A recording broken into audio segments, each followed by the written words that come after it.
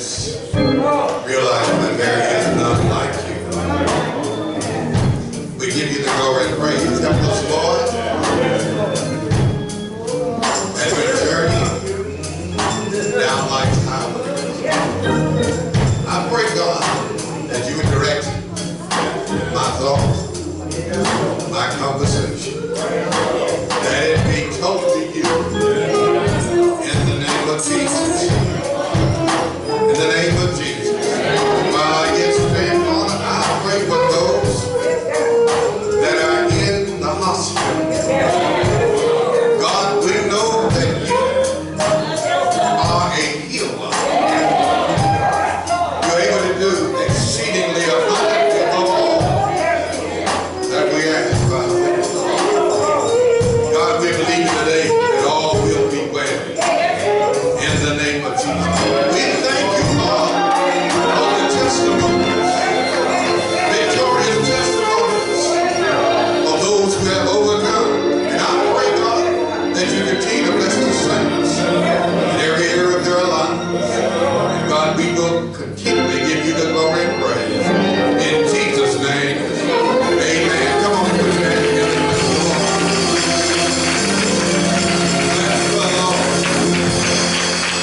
God bless you as you take your seat. I thank God. I'm certainly glad to be here today. Exciting holidays. All we have here, Elder Kenny. Glad to see you. God bless you. Certainly praying for your wife. Elder McElrath in his absence. All of his spouse. Continue to pray for them. Our own Elder Moore went by the hospital this morning in Jackson, coming to Sunday school. He's in intensive care. We certainly want to continue to pray for them.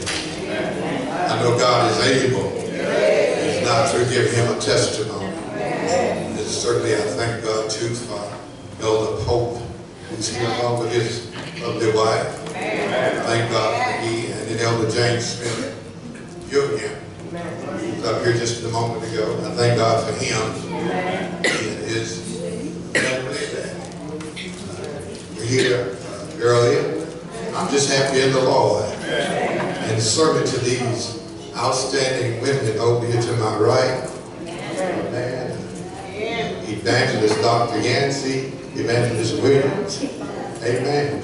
And I'm telling you, our own district missionary, Linda Sharp Tramp. I want her to know we missed you. I started sending out what's that, all points bulletin. Have to bring you back. We're glad to see you back. That's mine. And certainly I thank God for my wife. By the way, we celebrated 48 years of marriage on July 2nd. 2019.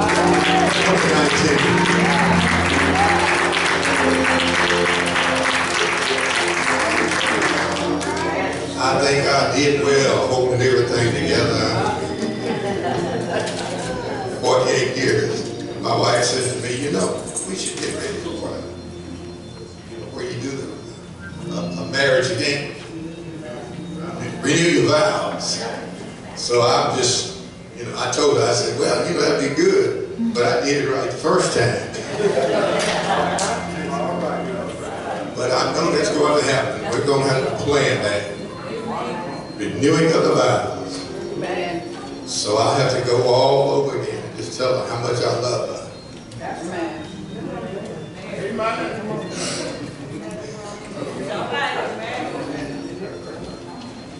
By the way, I also want to make some comments. Last week, the men did excellent.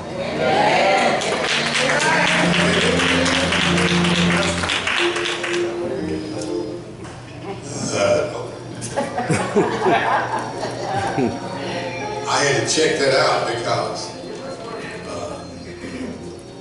somebody with the initial Sister Regina Smith said, Elder Barton, I hate to tell you, they cut your mic off.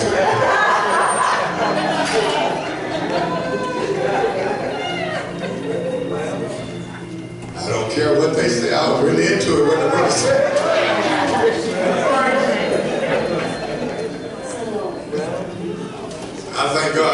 certainly thank God for the men who came together and did an excellent job. Amen. But it was only because we had the support of the women who kept us going. Amen.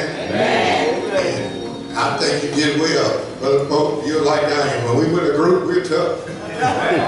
That's why they call us choir. But certainly I enjoyed it. But I was, at first I thought, well, I'm really into that. So they pulled up it on YouTube. And I watched. And I'm watching and I said, I can't hear me.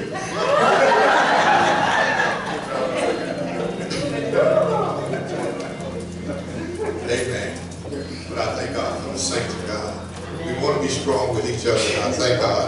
Glad to see Brother Michael, his family. Amen. We'll tell the testimony. Amen. God is an awesome God, isn't he? Amen. Here's Owens. God bless you. Glad to see her today. Come on, give God praise. Walk in on the home today. One time, the last time I saw her was she being a sister. But I thank God she's all right.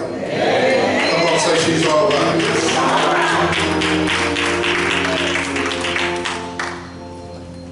This morning, if you will, from Psalm 100.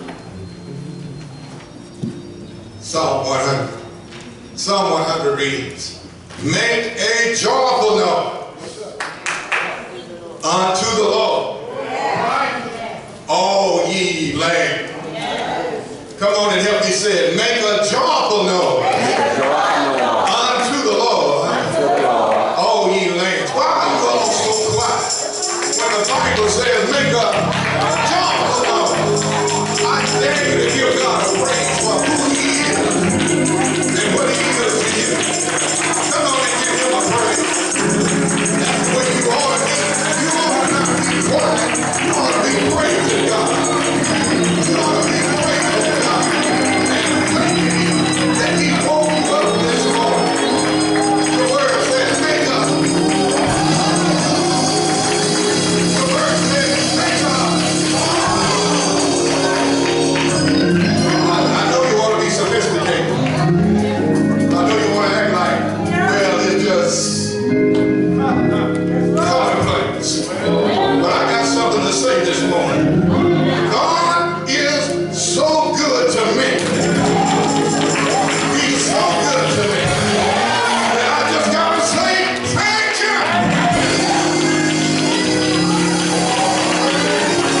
I don't know about you, but I realize if it had not been for the Lord,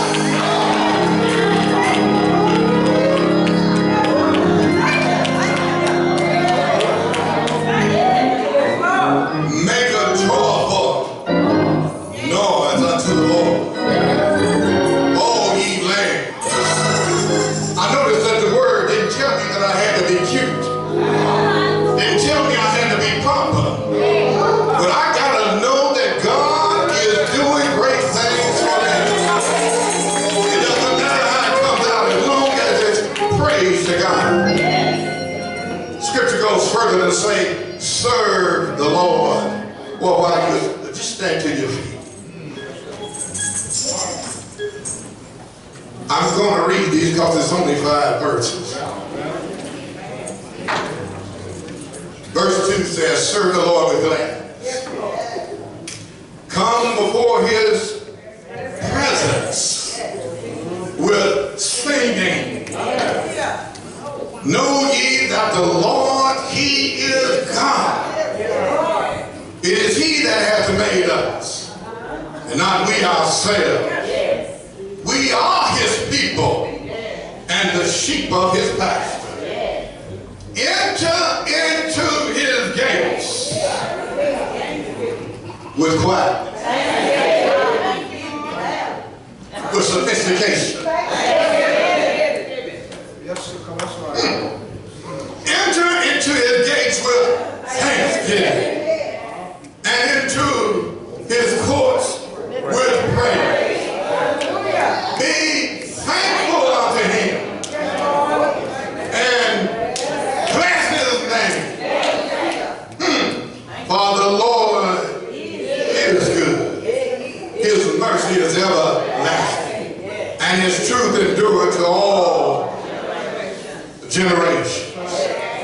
to your neighbor and say, just praise the Lord.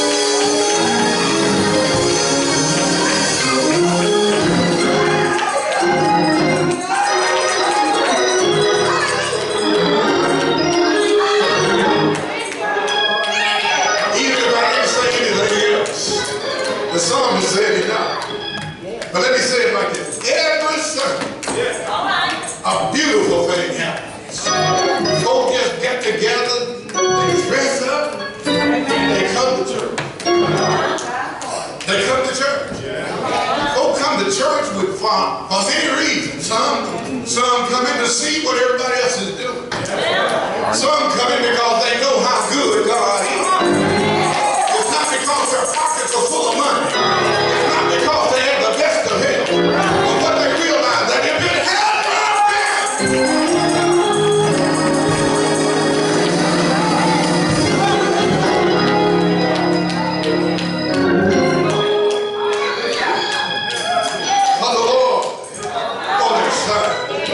they realize where they be. In fact, millions of people all over the world, they're going to church this morning. But I came to church today so I could be among the saints. And I could be together with somebody that doesn't mind saying thank you, Lord. Somebody that doesn't mind lifting up a hand to the Lord. Because you realize that if it had not been for the Lord on this side, you wouldn't be here today.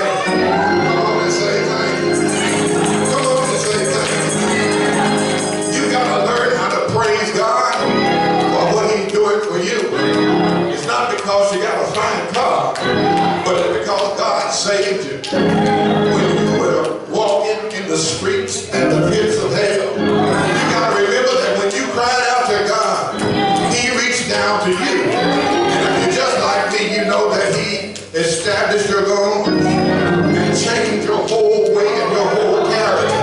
That's enough to say thank you to you.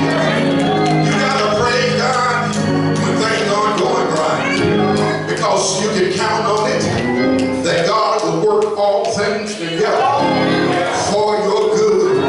Look at your neighbor and say, God will work it out for your good. You got to keep on giving God the praise. I want to tell you this. We say that we have the whole package. We have the whole package that we can praise God. But there are some denominations that don't even try to act like they want to praise God. They like to sit down on their pews and act sophisticated. And there are some denominations that won't acknowledge the Holy Ghost. But here you have the whole package. That's enough to say, Lord, thank you.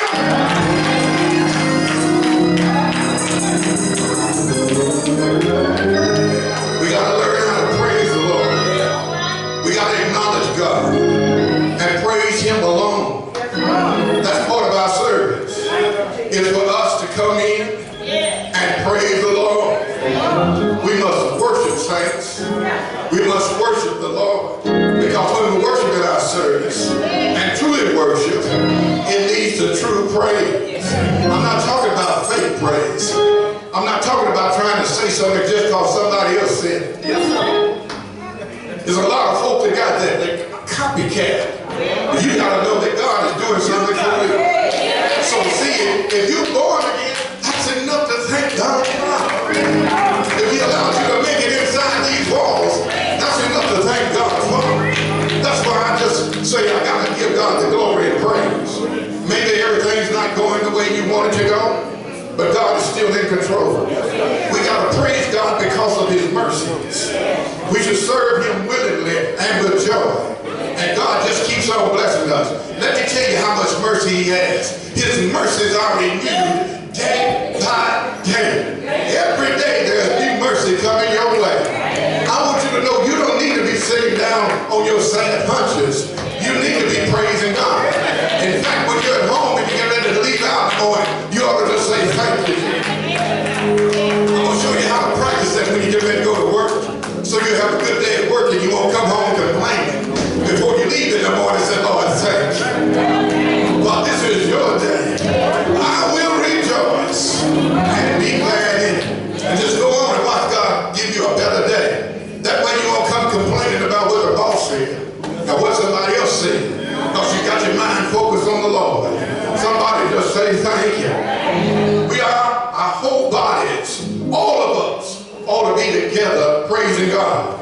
1 Timothy 3:15 says, and let the peace of God rule in your hearts, to which you are called in one body, and be ye thankful. Here it is again. Be ye thankful. You just got to have a thankful heart at all times. The 16th verse says, let the word of Christ dwell in you richly. You want to be rich? Get rich in the Word. Study His Word. Ingest it. Get it in your system so that you can practice the principles. So that whenever the enemy comes up against you, rather than having a pity party, you have a praise party.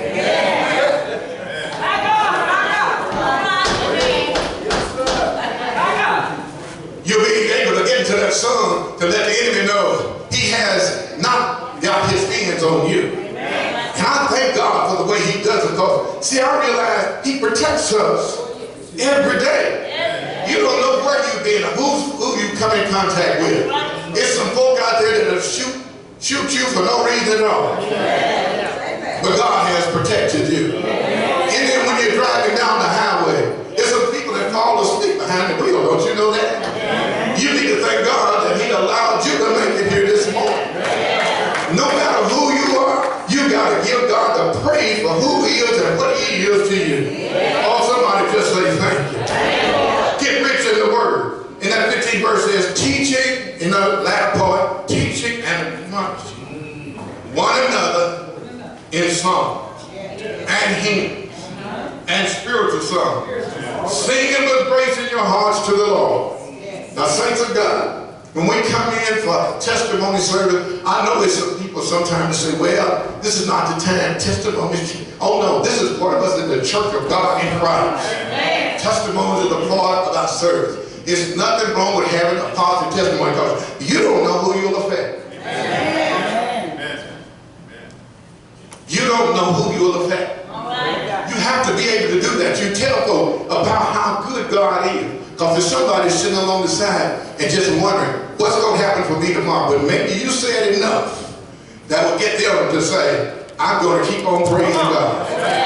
I'm going to keep on holding on. I'm going to be steadfast. I'm not going to be removed from my relationship with God.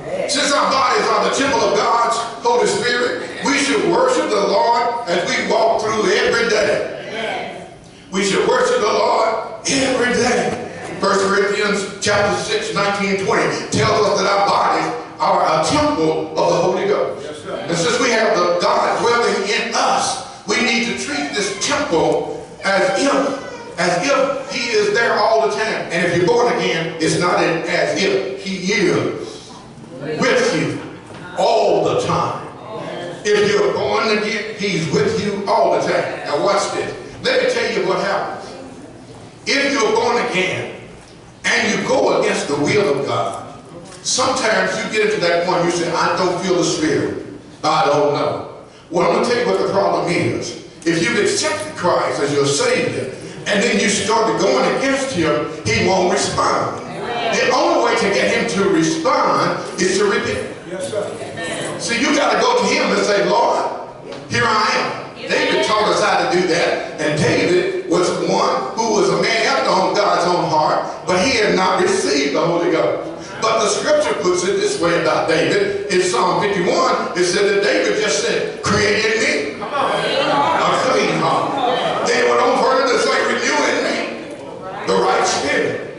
That's what you have to do to get back in fellowship. Come on, say, I got to stay in fellowship with God.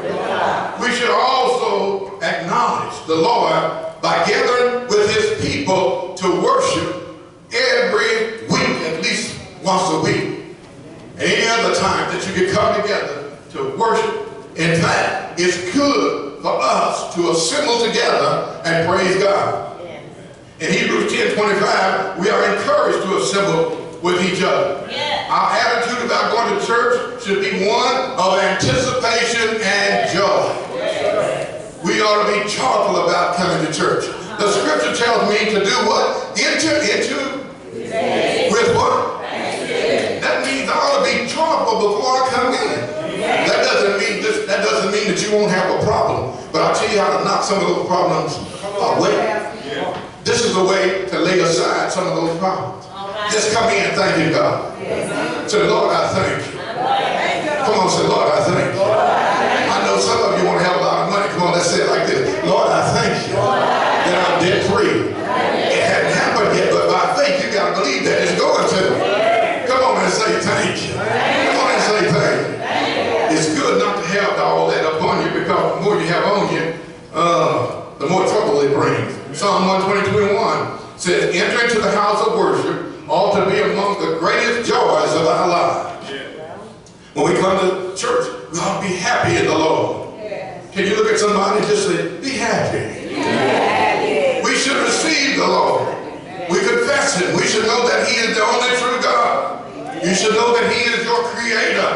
He formed our bodies and our souls. He did everything. We breathe and live in Christ. We exist because of him. If it had not been for him, we wouldn't be here. Some of us, some have gone astray. Some have gone astray, gone here and there and done some things. But let me tell you something, saints of God. You that are strong in the Lord have a job. We are to bring those back in. The strong bear the infirmities. We got a job to do. Jesus has commissioned us to show others that he is the only way. There's no other way. He's Jesus. We should enter into his presence with thankful heart because he's worthy of praise. He guides us and takes care of us throughout all our lives. More than when we strayed away from him by sinning. He made a way back for us. Come on, look at your neighbor and say, God always makes a way. God always makes a way. He provided for our salvation by way of Jesus. We may fail. We may fail him. But saints, he never fails us. The Lord is faithful and true to every generation. His word can be trusted. He is always the same. When we're on our way to church, we should reflect on all that he has done for us in this past week. When we enter through the doors, our hearts should be filled with praise. Yes, sir. When we enter the sanctuary and the service begins, we should lift our voices and wholeheartedly sing the praises of our good, loving, and faithful God. God is worthy to be praised. Saints of God, don't need to have your heads bowed down low. No need to hang your praise up on the willows. Because this is the day that the Lord has made. Come on, stand to your feet and rejoice. Come on, stand to your feet and rejoice. This is his day. This is his day. This is his day. This is his day. God, the Lord is good. Come on, say the Lord is good. Come on, say the Lord is good. Come on, say it again. The Lord is good. His mercy. Come on, say his mercy is everlasting. And his truth endures throughout all generations. Now come on and give God one more praise. Listen. While you're standing, I want you to understand something.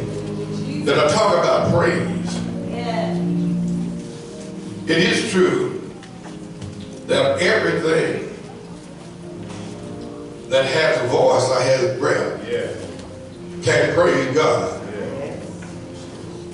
But only a child of God can worship. Worship Him. That means that we come to Him recognizing Him as our creator, our sustainer,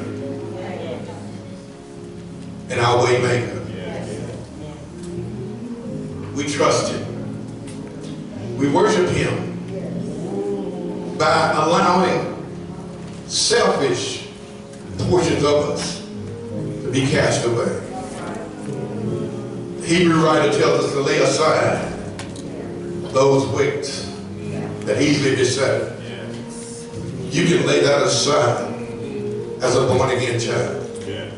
But if you have not confessed Jesus as your Savior, or you are not sure of your relationship with Him, I beg you to call upon Him today. The scripture hasn't changed. It's been the same. When after Jesus and after those writers were inspired to pen the Gospels, Paul wrote this and said this to us. If you confess with your mouth and believe in your heart that God has raised Him from the dead, you shall be saved. There's no maybe to it.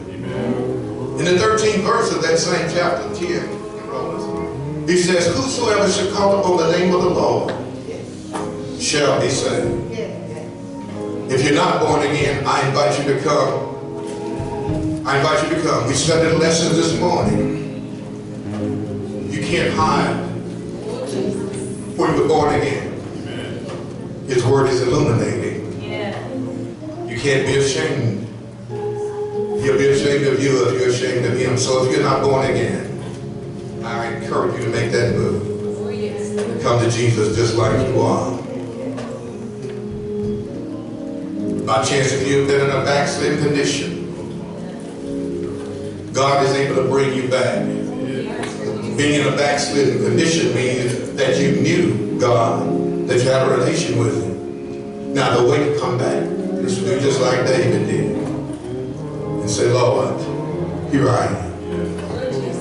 Come into my life. Give me a clean heart. Wash me thoroughly. In other words, cleanse me from all unrighteousness. That's what you have to do. And you can do that. But don't be ashamed. Won't you come? Won't you come? God is a healer. Come on and help me. He is a healer. I want you to help me this morning. I want you to reach out, just touch someone close to you. I believe that we form a bond, because no matter where you are, God heals.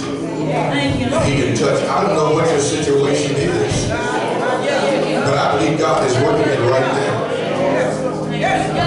I believe in this bond, whatever it is, God is working. Whatever it is. I know Him to be a healer. Father, in the name of Jesus, I ask you to move on our behalf. In the name of Jesus, you see us linked together, Lord. In the name of Jesus, transfer your healing power. In the name of Jesus. Oh God, bless the saints. Bless whoever they may be praying for. Even if it's for them, Lord, we thank you right now that you have